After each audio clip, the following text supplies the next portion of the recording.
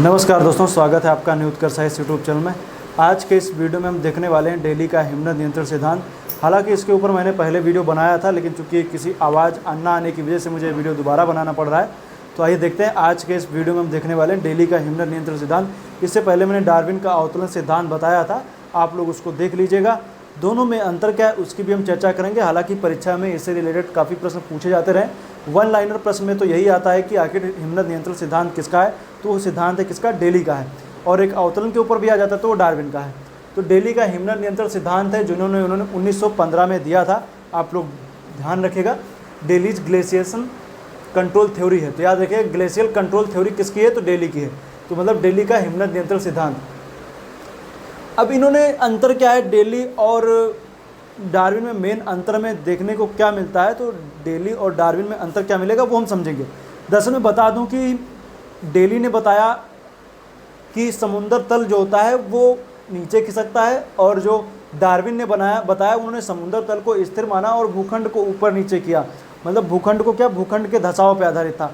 तो main difference दोनों में यही है कि डार्विन ने जो है भूखंड के धसाव को बताया और सी लेवल को सेम रखा था, जबकि दिल्ली ने क्या किया, समुद्र तल को नीचे किया। तो आखिर दोनों में अंतर जो मैंने बताया, लेकिन आखिर अंतर कैसे है उसको हम समझते हैं। आखिर समुद्र तल को कैसे नीचे गिरा दे रहे हैं उसको हम समझेंगे। दरअसल बताएं तो प्लीस्टोसीन युग में जब हम देखते हैं तो प्लीस्टोसीन युग में हमें देखने को मिलता है कि हिमयुग का जब दौर चल रहा था, हिमयुग के दौर में क्या बताया गया कि जो पूरी बर्फ़ थी, मतलब कि जो समंदर था वो बर्फ़ में तब्दील हो गया, बर्फ़ हो गया। अर्थात ये दौर चल रहा था हिमयुग का, जब समुद्र का जब बर्फ़ जम गई तो समुद्र का तल जो हो गया वो नीचे चला गया। कितना चला गया, 30 से 38 फैदोमीटर। जो आप जान रहे हैं समुद्र की गहराई, फैदम का मतलब मानक में जो तौर पे हम देखेंगे तो 1.8 मीटर होता है एक फैदम बराबर। तो 30 से 38 फैदम जो है वो समुद्र का तल नीचे चला गया। समझिएगा ध्यान से, तभी समझ में आएगा। समुद्र का तल नीचे चला गया। नॉर्मल जब देख रहे हैं ना, तो समुद्र का तल जब नीचे चला गया 30 से 38 फैदम तक, तो समुद्र के तल के नीचे जाने के साथ में जो ऐसा तो ही नहीं कि अचानक में एक ही दिन में घट गया, धीरे धीरे समुद्र का तल नीचे गया होगा। तो समुद्र का तल जब नीचे जा रहा था तो उसकी लहरों ने क्या किया, आसपास के क्षेत्रों में कटाव किया। आसपास के क्षेत्रों में देखिए यहाँ पर इन्होंने क्या किया, कटाव किया और एक क्लिफ के जैसा बन गया। देखिए यहाँ इस फिगर के जरिए देखिए, ये जो लाइन दिख रही है सी लेवल दिखा रहा है। देखिए सी लेवल यहाँ पे होना चाहिए था, लेकिन सी लेवल जो घट के यहाँ पर आ गया 30 से 38 फैदम नीचे। उसी तरीके से इसमें भी देखिए, और उसके बाद में फिर क्या होगा, सी लेवल फिर ऊपर चला जाएगा। ठीक है, तो बाद में सी लेवल फिर ऊपर। तो 30 से 38 फैदम तक जब समुद्र का तल जब नीचे चला गया, समुद्र का तल जब 30 से 38 फैदम नीचे चला गया, तो उसने क्या किया, समुद्र की लहरों ने क्या किया था, आसपास के, मतलब ये कोई चट्टान है, द्वीप है, इसके आसपास के क्षेत्रों में उसने कटाव किया और कटाव करके क्या किया, एक क्लिफ के जैसे बना दिया, क्लिफ के जैसे। और जब क्लिफ बनाया तो ये वाला हिस्सा जब कट करके समुद्र के लेवल के बराबर यहाँ पर एक चबूतरे की जैसी आकृति बन गई। देखिए यहाँ पे ये कुछ इस तरीके की आकृति बन गई, चबूतरा बन गया यहाँ पर। ये देखिए जो चबूतरा बन गया यहाँ पर, देखिए दोनों साइड में दिख रहा है, ये सी लेवल के बराबर था, सी लेवल के मतलब हल्का सा नीचे यहाँ पर चबूतरा बन गया। अब यहीं पर दिल्ली ने बताया कि जब इन चबूतरों के सहारे पर ही क्या हुआ, यहीं पर क्या होती, प्रवाल भित्ति जो होती है वो पनपती है इन्हीं चबूतरों के सहारे। तो ये जो चबूतरा था इसी पे देखेंगे तो इसी तट के सहारे क्या हुई, प्रवाल भित्ति जो थी वो पनपती है। और पनपती तब है जब सी लेवल, जब हिमयुग का दौर खत्म होता है, हिमयुग का अंत होता है, सी लेवल फिर ऊपर चला जाता है। और जो प्लेटफॉर्म जो दिख रहे हैं, इन्हीं प्लेटफॉर्म जो होते हैं वो कोरल रीफ को बनने के लिए कह सकते हैं एक अनुकूल परिस्थिति पैदा हो जाती है। और इन्हीं प्लेटफॉर्म के सहारे अर्थात चबूतरे के सहारे ही जो कोरल होती है वो धीरे धीरे इसी के सहारे पनपने लगती है। जो कोरल रीफ तट के सहारे थी इनको बोला गया तटीय प्रवाल भित्ति, तटीय प्रवाल भित्ति। और जो कोरल रीफ तट से थोड़ी दूरी पर थी, मान लीजिए यहाँ पर थी, कोई दूरी पर थी, उनको बोल दिया, यहाँ पर कुछ इस तरीके की आकृति बन गई, कुछ दूरी पर थी, उनको बोल दिया गया बैरियर रीफ या अवरोधक प्रवाल भित्ति।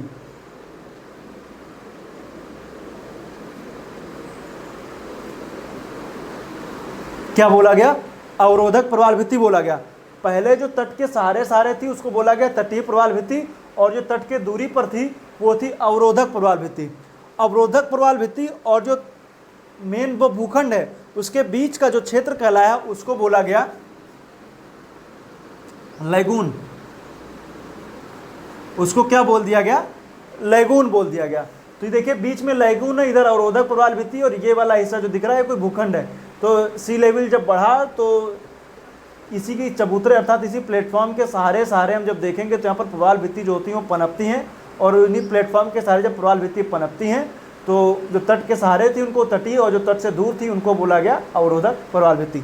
लेकिन दो तो प्रवाल भित्ति पता चल गई, लेकिन अब आगे चल करके जब हम देखेंगे तो परवलयाकार प्रवाल भित्ति आखिर कैसे दिखती हैं, वो कैसे बनती हैं, उनको हम देखेंगे।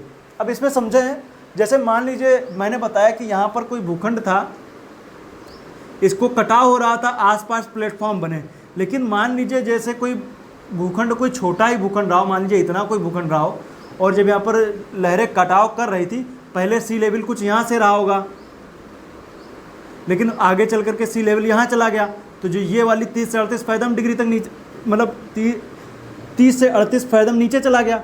तो जो ये नीचे जा रहा था, जब यहाँ पर लहरों ने कटाव किया, मान लीजिए द्वीप कोई छोटा था तो पूरे द्वीप का ही कटाव कर दिया। क्या क्या? पूरे द्वीप का कटाव कर दिया, और ये द्वीप अब बिल्कुल ना के बराबर दिख रहा है। मान लीजिए कुछ ये इस तरीके से हो गया, द्वीप का कटाव कर दिया। समुद्र का तल जब नीचे चला गया तो समुद्र के तल के नीचे जाने की वजह से क्या हुआ, ये एक बिल्कुल प्लेन चबूतरे के जैसा बन गया।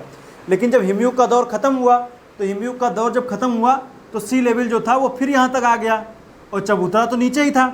अब यहीं पर मान लीजिए कुछ इस तरीके से हो कि यहाँ पर प्रवाल भित्ति पनप जाए, और बीच का जो क्षेत्र वो लैगून जैसा बन गया, तो इसको बोला गया लैगून।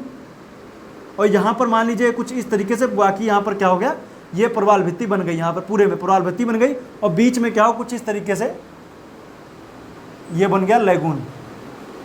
ये वाला हिस्सा, मतलब कि जब लहरों के कटाव की वजह से जब पूरा का पूरा द्वीप कट जाए, और द्वीप के कटने के बाद में जब हिमयुग का दौर खत्म हो, हिमयुग के दौर के बाद में जब सी लेवल बढ़ेगा, सी लेवल के बढ़ने की वजह से यहाँ पर जब प्रवाल भित्ति दोबारा पनपेंगी, तो ये वाला हिस्सा जो होगा वो एक लैगून के जैसे दिखेगा, और आसपास में एक वलयाकार परवलयाकार दिखेगा, और इधर उधर एटॉल भी दिखेंगे, तो उनको बोला गया परवलयाकार प्रवाल भित्ति। तो तीनों प्रवाल भित्ति आपको समझ में आई। जब तट के सहारे बनी तो उसको बोला गया तटीय, तट के थोड़ी दूर पर थी उसको बोला गया बैरियर रीफ, और जो पूरे द्वीप जब कट गया, द्वीप के कटने के बाद सी लेवल के बढ़ने की वजह से जो स्थलाकृति बनती है, मतलब जो प्रवाल भित्ति पनपी, उनको बोला गया परवलयाकार प्रवाल भित्ति। लेकिन हालांकि इन जो प्रवाल भित्तियों के पीछे जो इन्होंने कॉन्सेप्ट दिया है, ये हर जगह पे खरा नहीं उतरता है। कुछ इसमें कमियां भी हैं, कुछ इसके पक्ष में भी प्रमाण बताए गए, और कुछ विपक्ष में भी प्रमाण थे। तो पक्ष और विपक्ष को समझने की कोशिश करेंगे कि आखिर ये कैसे होता है। तो सबसे पहले आप ये फिगर वगैरह बना लीजिएगा, हालांकि मैंने अभी मिटा दिया है, ये फिगर उतना अच्छा नहीं दिख रहा है, आप लोग वीडियो को पीछे ले जाइएगा तो आपको चीज़ें समझ में आ जाएंगी। तो फिगर वगैरह बना लीजिएगा। अब आइए देखते हैं पक्ष में प्रमाण क्या है। पहली बात तो इन्होंने इसमें अवतलन को मान्यता नहीं दी है, अवतलन को मान्यता नहीं दी। इनके जो प्रवाल भित्ति में अवतलन को समझने की जरूरत, ऐसा लगता है कि अवतलन की जरूरत नहीं हुई, भूखंड का धसाव वगैरह ऐसा कुछ नहीं हो रहा है, इसलिए इन्होंने सीधे सीधे बताया कि समुद्र तल की वजह से ऐसा हुआ है। तो अवतलन को मान्यता नहीं दी है, इसलिए इनका पक्ष में प्रमाण है। दूसरा है चबूतरों की गहराई। अब चबूतरों की गहराई की जब हम बात करेंगे तो मान लीजिए जैसे इन्होंने बताया कि ये कुछ स्थिति ऐसी थी कि यहाँ पर चबूतरा बन गया, ऐसे सी लेवल जब बढ़ता है तो ये, चूँकि इन्होंने बताया कि एक प्लेन चबूतरे का निर्माण होता है, मतलब कि बिल्कुल फ्लैट तरीके से चबूतरे का निर्माण होता है। क्योंकि यहाँ पर जब आप देखेंगे इस तरीके की जैसे हुआ, तो देखिए चबूतरे के निर्माण को इन्होंने बता रखा है। तो ठीक है, चबूतरे की निर्माण बताया, और उन्होंने इसकी गहराई भी बताई कि 30 से 38 फैदम के बीच में होता है। हालांकि ऐसा देखने को भी मिलता है कि जो चबूतरों की जो गहराई होती है वो 30 से 38 फैदम तक मिल रही है, अर्थात डेली का जो हिमनद नियंत्रण सिद्धांत है उसकी व्याख्या कर रहे हैं चबूतरों की गहराई, क्योंकि सी लेवल तक ही चबूतरों की गहराई बताई गई है। तो ठीक है, चबूतरों की गहराई जो है वो सी लेवल तक है, और सी लेवल मतलब कि ऐसा सी लेवल जो हिमयुग के दौरान का सी लेवल है उसकी बात की जा रही है। तो यहाँ तक है, तो ठीक है, 30 से 38 फैदम तक यहाँ तक मिल रही है, तो चलो ठीक है, इनके पक्ष में प्रमाण हो गए। अब विपक्ष में प्रमाण की बात कर रहे हैं कि इन्होंने बताया कि क्लिफ, इन्होंने बताया था कि क्लिफ बन जाती है। तो जब क्लिफ बनती है, लेकिन हालांकि ऐसा क्लिफ कहीं दिखती नहीं है। क्लिफ जो इन्होंने बताया था कि जो तटीय प्रवाल भित्तियाँ, मतलब कि जो प्रवाल भित्ति बनती है तो कटाव की वजह से चबूतरों में कुछ इस तरीके से क्या होती है, क्लिफ बन जाती है, क्लिफ। लेकिन हालांकि आप जब भी देखेंगे जहाँ पर प्रवाल भित्तियाँ पाई जाती है वहाँ पर क्लिफ का अभाव पाया जाता है। तो क्लिफ का अभाव पाया जाना और इनका बताना कि क्लिफ पाया जाना व्याख्या हो नहीं रही है, तो इनके विपक्ष में प्रमाण है। दूसरा, अवतलन की उपेक्षा। अवतलन की उपेक्षा की अगर जो हम बात करेंगे तो चूंकि मैं बताऊं कि मान लीजिए इन्होंने बताया कि 30 से 38 फैदम तक समुद्र की गहराई में यहाँ पर सी लेवल डाउन हुआ, लेकिन अवतलन की इन्होंने उपेक्षा की। मान लीजिए यहाँ पर 150 मीटर के तक के आसपास तक जो प्रवाल भित्तियाँ पाई जा रही, नॉर्मल वे में हम ले रहे हैं, लेकिन अगर जो प्रवाल भित्ति कोई 300 मीटर तक से भी गहराई में नीचे पाई जा रही है तो उसकी व्याख्या कौन करेगा? 300 मीटर तक वो कैसे पाई जा रही है? अर्थात कोई भूखंड धसा है, भूखंड के धसाव की वजह से ही, भूखंड के धसाव की वजह से क्या हुआ है कि यहाँ पर इतनी गहराई में प्रवाल भित्तियाँ पाई जा रही हैं। अर्थात इसमें किसी तरीके से आप देखेंगे तो अवतरण की व्याख्या ना होना भी इनके विपक्ष में प्रमाण है, क्योंकि इन्होंने अवतरण की उपेक्षा की है। समुद्र की गहराई तो 30-38 फैदम बता दी गई, लेकिन प्रवाल भित्ति जो 300 मीटर की गहराई में पाई जा रही है वो कैसे पाई जा रही है? क्योंकि यहाँ पर तो 30-38 फैदम बता रहे हैं, लेकिन 300 मीटर की गहराई में नॉर्मल में प्रवाल भित्ति नहीं पाई जा रही, लेकिन उसके अवशेष मिल रहे हैं। अर्थात कोई भूखंड धसा होगा और भूखंड के धसने के साथ साथ प्रवाल भित्ति भी धस गई होगी, तो इसीलिए वो इतनी गहराई में पाई जा रही है। अर्थात अवतरण की उपेक्षा करना भी इनका एक, कह सकते हैं एक तरीके से इनके विपक्ष में प्रमाण है। तट व प्रवाल भित्ति के बीच द्वीप का मिलना।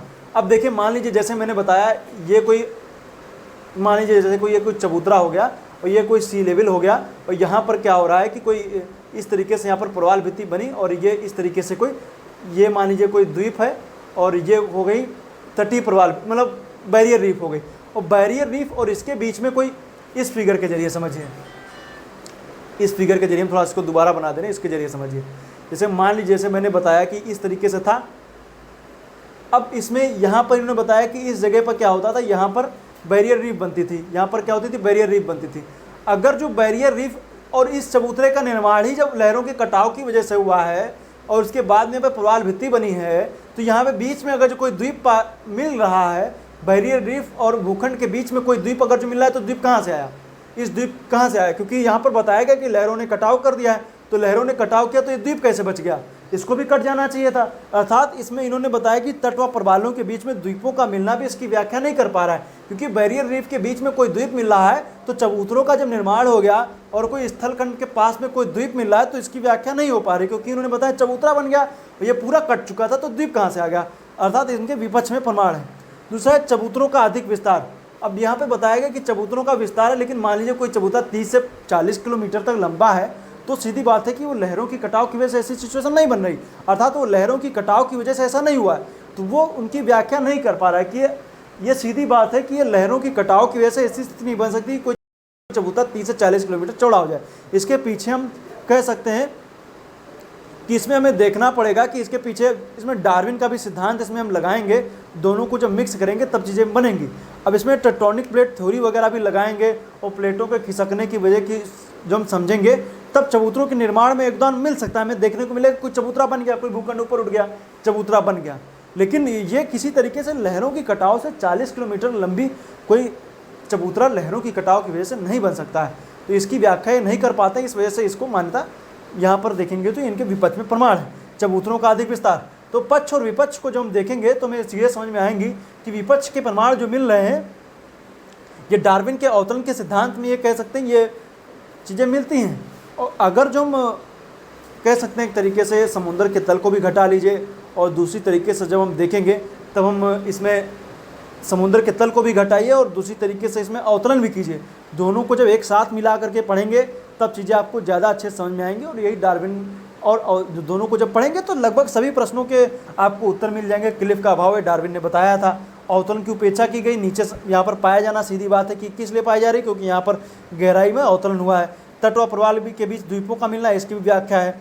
चबूतरों का अधिक विस्तार भी हम उसको समझ सकते हैं, प्लेटों के खिसकाव की वजह से हम समझ सकते हैं, तो वो समझ में आ गई बात है। तो दोनों को जब साथ में पढ़ेंगे तो उत्तर मिल जाएंगे। हालांकि ये सिद्धांत कई महीनों में ठीक भी बताता है, लेकिन कई जगहों पे इनके विपक्ष में प्रमाण देखने को मिलते हैं।